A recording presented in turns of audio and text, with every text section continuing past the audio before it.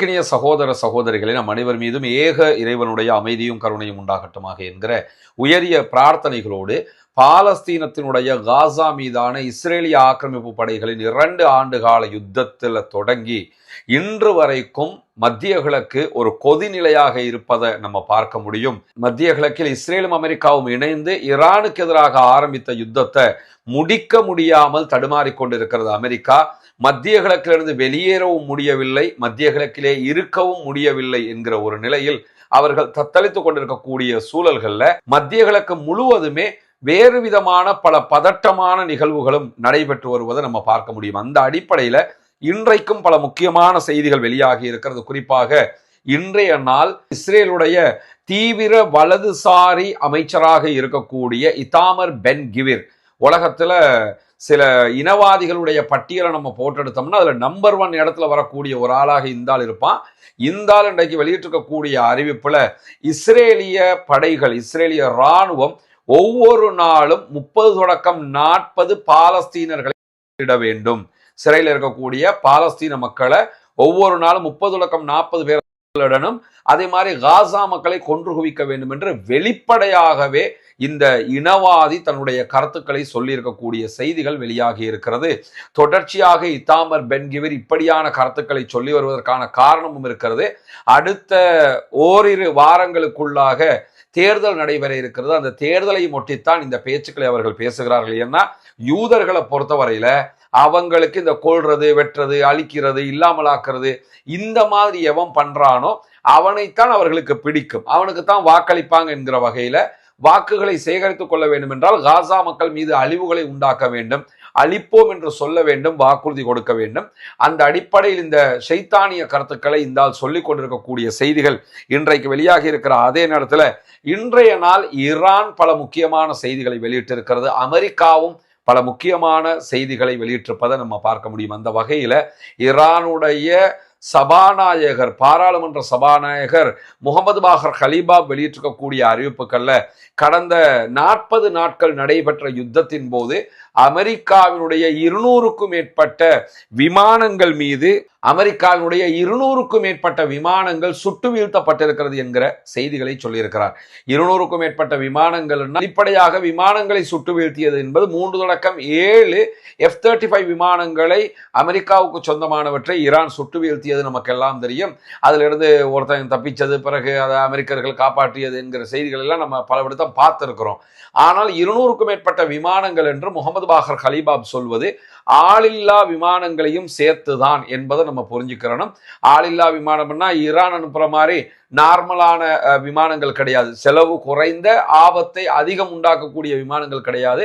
அமெரிக்காவுடைய ஆளில்லா விமானங்கள் செலவும் அதிகம், ஆபத்தும் அதிகம். அப்படிப்பட்ட விமானங்கள் 200க்கு மேல நாங்க சுட்டு வீழ்த்தி இருக்கிறோம் என்கிற செய்திகளை சொல்லியிருக்கக்கூடிய முகமது பாகர் கலீபாப் இந்த தாக்குதல்கள், இந்த சுட்டு வீழ்த்தப்பட்ட நிகழ்வுகள் தான் மத்திய கிழக்கை தாண்டி ஐரோப்பிய நாடுகளுக்கே ஈரான் எவ்வளவு பலமானது என்பதை தெரியப்படுத்திய தாக்குதல்களாக இருக்கிறது என்கிற செய்திகளையும் மேலதிகமாக சொல்லியிருக்கிறார். இந்த நிலையில தான் இன்றைக்கு சவுதி அரேபியா தொடர்பான ஒரு முக்கியமான செய்தி வெளியாகி இருக்கிறது. சவுதி அரேபியா ஆசியாவில் இருக்கக்கூடிய நாடுகளுக்கு தேவையான கச்சா எண்ணெய்களை, க்ரூட் ஆயில்களை தற்போது வேறு விதமாக விநியோகிக்க ஆரம்பித்திருக்கிறது என்கிற செய்திகள். ஆல்ரெடி ஹொர்முஸ் மூடப்பட்டிருக்கு, எனவே ஹொர்முஸ் வழியாக பிசினஸ் பண்ண முடியாது.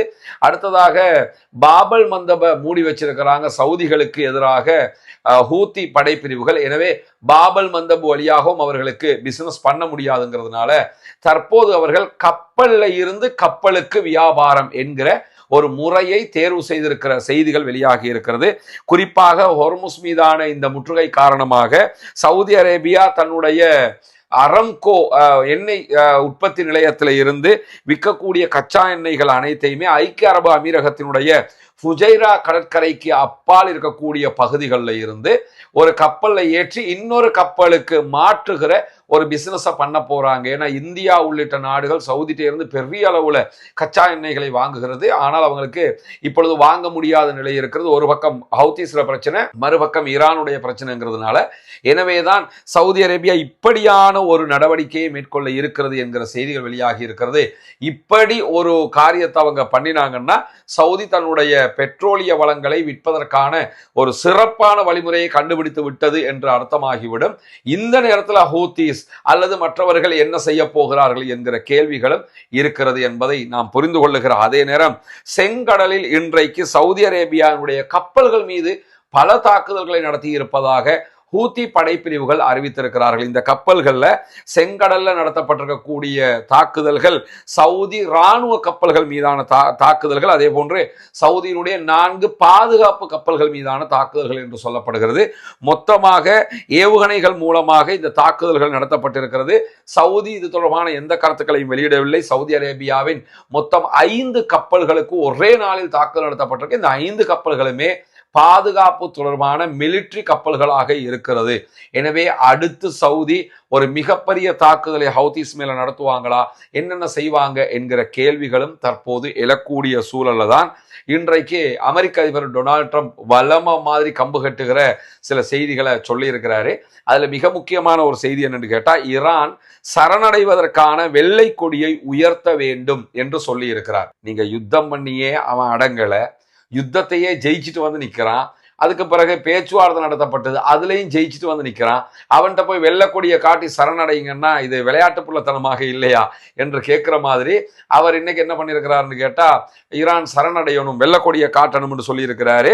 அதற்கு பல காரணங்களையும் சொல்லியிருக்கிறாரு. மோதலை முடிவுக்கு கொண்டு வருவதற்கு எனக்கு எந்த அழுத்தமும் கிடையாது, எனக்கு எந்த தேவையும் கிடையாது, நான் டெய்லி சண்டை பிடிச்சிக்கிட்டு இருப்பேன், எனக்கு என்ன பிரச்சனை வேண்டி கிடக்குது, ஆனால் ஈரானுக்கு தான் பிரச்சனை, அதனால ஈரான் வெள்ளக்கொடியை உயர்த்தணும், சமாதானத்துக்கு வரணும் அப்படின்னு சொல்லி எத்தனையோ வார்த்தைகளை சொல்லி பார்க்கிறார். அந்த வார்த்தைகளை இதுவும் ஒரு வார்த்தைன்னு புரிஞ்சுக்கிறீங்க. ஆனா இதை சொல்லிட்டு இன்னொரு செய்தி என்ன சொல்றாருன்னு கேட்டா, தன்னுடைய நிர்வாகம், அமெரிக்க நிர்வாகம் IRGCயோடு, ஈரானுடைய புரட்சிகர பாதுகாப்பு பிரிவோடு ஒரு நேரடி மறைமுக தொடர்பை ஏற்படுத்தி இருப்பதாக சொல்லி இருக்கிறார். இது என்ன தொடர்புங்கிறத இன்னும் IRGC சொல்லல. அவங்க எந்த அளவுக்கு இதை சீரியஸா எடுக்க போறாங்கிற கேள்வி இருக்குது. ஆனா ஆரம்பத்தில் என்ன சொன்னார்னா, நாங்கள் ஈரானுடைய தலைவர்களோடு பேசிக்கிட்டு இருக்கிறோம், ஈரானுக்குள்ள ஒரு தலைவர் இருக்கிறார், அவர் அமெரிக்காவுக்கு சப்போர்ட்டா இருக்கிறாரு, இப்படி எத்தனையோ கதையை சொல்லிட்டாரு. இப்போ என்ன சொல்றாருன்னு கேட்டால், IRGCயோட நாங்கள் நேரடி தொடர்பில் இருக்கிறோம்ங்கிறாரு. இது எந்த அளவு தூரம் உண்மையானது என்பதை IRGC தான் சொல்ல வேண்டும். அது சொல்லிட்டு தான் எனக்கு எந்த ஒரு கால அட்டவணையும் கிடையாது, நான் எவ்வளவு காலம்னாலும் ஈரானோட சண்டை பிடிக்க முடியும், ஈரானுக்கு தான் அது சிக்கலை உண்டாக்கும் அப்படின்னு சொல்லி அமெரிக்க அதிபர் டொனால்ட் ட்ரம்ப் சொல்லி இருக்கிறது மட்டுமல்லாம, இன்றைக்கு திடீரென அவருக்கு இன்னும் ஒரு குழப்பமும் ஏற்பட்டிருக்கு. என்னன்னு கேட்டா, ஓமானும் ஈரானும் ஒரு பேச்சுவார்த்தையை தொடர்ந்து நடத்தி வர்றாங்க ஹொர்முஸ் ஜலசந்தி தொடர்பாக. அந்த பேச்சுவார்த்தை பற்றி இன்றைக்கு கருத்து வெளியிட்டிருக்கக்கூடியவர் என்ன சொல்றாருன்னு கேட்டா, ஹொர்முஸ் ஜலசந்தியை மீண்டும் திறக்குகிற முயற்சிகளுக்கு ஓமான் தடையாக வந்தால், ஈரானோட சேர்ந்து ஓமான் அதுக்கு எதிராக வருமாக இருந்தால், ஓமான் மேல நாங்க குண்டுவீச்சு தாக்குதல் நடத்துவோம் அப்படின்னு சொல்லியிருக்கிறாரு. அதுவும் சாதாரண குண்டுவீச்சு தாக்குதல் அல்ல, கடுமையாக ஓமானை அழிப்போம் என்கிற வார்த்தைகளை அமெரிக்க அதிபர் டொனால்ட் ட்ரம்ப் சொல்லி இருக்கிறாரு. ஆனா ஓமான் மேல அமெரிக்கா தாக்குதல் நடத்த வந்தால் கண்டிப்பாக ஈரான் அதுக்கு சப்போர்ட்டா வருவாங்கிறதுல மாற்று கருத்து கிடையாது. அதே மாதிரி ஹவுதிஸ் படைப்பிரிவும் அதற்கு சப்போர்ட்டா வருவாங்க. ஏன்னா இவங்க அத்தனை பேருமே ஒரு ஒருங்கிணைந்த நிலையில இருக்கக்கூடியவங்க தான். ஒமான் அமெரிக்காவுக்கு சப்போர்ட்டிவாக இருந்தாலும் பொதுவாகவே ஈரானோடு நெருங்கி இருக்கக்கூடிய ஒரு நாடு என்பதை நம்ம புரிஞ்சுக்கணும். அந்த அடிப்படையில் இந்த ஹொர்முஸ் பற்றிய பேச்சுவார்த்தைகளும் நடைபெற்று வரக்கூடிய சூழல்ல தான் இன்றைக்கு குர்து படைகளுடைய தலைவரும் குர்துகள் ஆளக்கூடிய ஈராக்கினுடைய சுயாட்சி பகுதியினுடைய பிரதமராக தன்னை அறிவித்துக் கொண்டிருக்கக்கூடிய மஸ்ரூர் பர்சானி வெளியிட்டிருக்கக்கூடிய செய்திகள்ல, ஈரானுடைய ஆளில்லா விமானங்கள் தன்னுடைய அலுவலகத்தை தாக்குதல் நடத்தி இருக்கக்கூடிய செய்திகளை சொல்லியிருக்கிறார். அதே போன்று குர்திஸ்தான் பாதுகாப்பு மற்றும் உளவுத்துறை தலைவருடைய வீட்டையும் குறிவைத்து ஈரானுடைய ஆளில்லா விமானங்கள் தாக்குதல் நடத்தி இருக்கிறது என்று சொல்லியிருக்கிறார். ஈரானுடைய ஆளில்லா விமான தாக்குதல்கள் தொடர்ந்து குர்து படைகள் மேல நடத்தப்பட்டு வருது. அது கூட எதுக்காக அவங்க பண்றாங்களாக இருக்கலாம் என்று சொன்னா, எதிர்காலத்தில் அமெரிக்கா ஒரு பெரிய தாக்குதலை நடத்த போனால் கண்டிப்பாக குர்துகள் அமெரிக்காவுக்கு சப்போர்ட்டாக வர வாய்ப்பு இருக்கிறது. அப்படி வருவதற்கு முன்பதாகவே குர்துகளை டம்மி ஆக்குவதற்காக, வீழ்த்துவதற்காக இந்த தாக்குதல்களை தொடர்ந்து ஈரான் நடத்தி வருகிறது என்பதை நாம் புரிந்து கொள்ளுகிற அதே நேரத்தில் இன்றைய நாள் ஈரான் இன்னும் ஒரு முக்கிய செய்தியை வெளியிட்டிருக்கிறது. குறிப்பாக ஈரானுக்கு எதிராக அமெரிக்கா பல தடைகளை முன்மொழிந்து கொண்டிருக்கிறது, பொருளாதார தடைகளை முன்வைத்திருக்கிறது.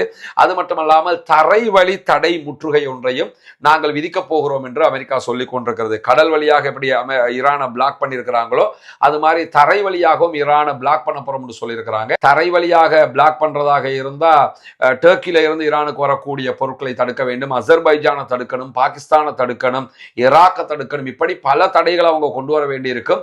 இப்படி கொண்டு வர போகிறதாக அமெரிக்கா சொல்லிக் கொண்டிருக்கக்கூடிய சூழல்ல தான் இன்றைக்கு ஈரான் இது தொடர்பாக கருத்து வெளியிடும் போது, என்ன தடைகளை நீங்கள் கொண்டு வந்தாலும் அதிலே எங்களுக்கு எந்த பிரச்சனையும் இல்லை, எங்களுக்கு எப்படி உங்களை ஜெயிக்க வேண்டும் என்பது தெரியும், ஆல்ரெடி யுத்தத்தில் ஜெயிச்சிட்டோம், பேச்சுவார்த்தையில் ஜெயிச்சிட்டோம், இந்த தடைகளையும் நாங்கள் ஜெயிப்போம், எனவே இந்த தடைகளால் எங்களுக்கு எந்த பாதிப்பும் வராது, நாங்கள் சுய பொருளாதார முன்னேற்றத்தை நோக்கி போகக்கூடிய ஒரு நாடாக இருக்கிறோம் என்கிற செய்திகளையும் ஈரான் சொல்லியிருப்பது மட்டுமல்லாமல் இன்றைய நாள் தென்கொரியா வெளியிட்டிருக்கக்கூடிய ஒரு செய்தியில் ஹொர்முஸ் தொடர்பாக நாங்கள் அமெரிக்காவோடு இணைந்து செயல்பட இருக்கிறோம் என்கிற செய்திகளை சொல்லியிருக்கிறாங்க. இது விருப்பத்தோட சொன்ன செய்தி எல்லாம் கிடையாது.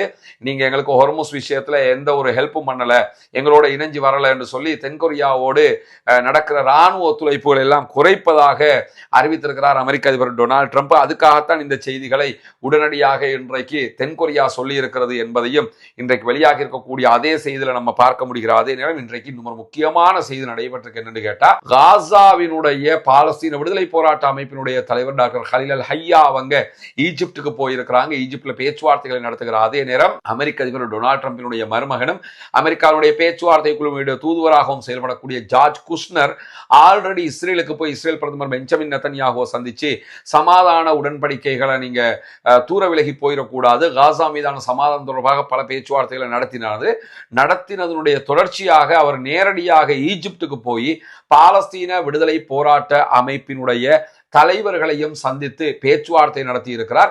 இது ஒரு முக்கியமான அம்சமாக பார்க்கப்படுகிறது. காரணம் என்னன்னு கேட்டா, இந்த பலஸ்டைன் காசா பிரச்சனையில நம்ம எடுத்துக்கிட்டோம்னா பொதுவாகவே அமெரிக்காவினுடைய ஒரு செயல்பாடு இருக்கிறது. அமெரிக்கா ஒரு அமைப்பை அல்லது ஒரு நபரை தீவிரவாதி பயங்கரவாதி என்று அறிவிச்சு அவங்களோட எந்த பேச்சுவார்த்தையும் நடத்த மாட்டாங்க. அமெரிக்கா தன்னுடைய வரலாற்றில் முதல் தடவையாக பேச்சுவார்த்தை நடத்தியது பாலஸ்தீன விடுதலை அமைப்போடு தான். அதே நேரம் இப்பொழுது அவர்களோடு சந்தித்து நேரடியாகவே பேச்சுவார்த்தை நடத்தி இருக்கிறாங்க. ஏற்கனவே நடந்த பேச்சுவார்த்தை நேரடி பேச்சுவார்த்தை கிடையாது, இப்பொழுது நேரடியாகவே சந்தித்து பேச்சுவார்த்தையை நடத்தி இருக்கிறது அமெரிக்கா. இந்த பேச்சுவார்த்தைக்கான காரணம் காசாவினுடைய அந்த போடப்பட்டிருக்க ஒப்பந்த பிரகாரம் பாலஸ்தீன விடுதலை போராட்ட அமைப்புகள் காசாவுக்குள்ளே இருக்கக்கூடிய தேசிய அமைப்பிடத்தில் ஆயுதங்களை ஒப்படைப்பதாக சொல்லி இருக்கிறார்கள். ஆனால் இஸ்ரேல் அதை ஏற்றுக்கொள்ள மறுக்கிறது. இஸ்ரேலை அதற்கு இணங்க வைத்து பாலஸ்தீன விடுதலை அமைப்பையும் இதே செயல்பாட்டில் முன்கொண்டு செல்வதற்காகத்தான் அவர்கள் இந்த காரியங்களையும் செய்து வருகிறார்கள். எனவே இது ஒரு வரலாற்று முக்கியத்துவம் வாய்ந்த ஒரு நிகழ்வாக பார்க்கப்படுகிறது என்பதையும் புரிந்து கொள்கிறார். அதே நேரம்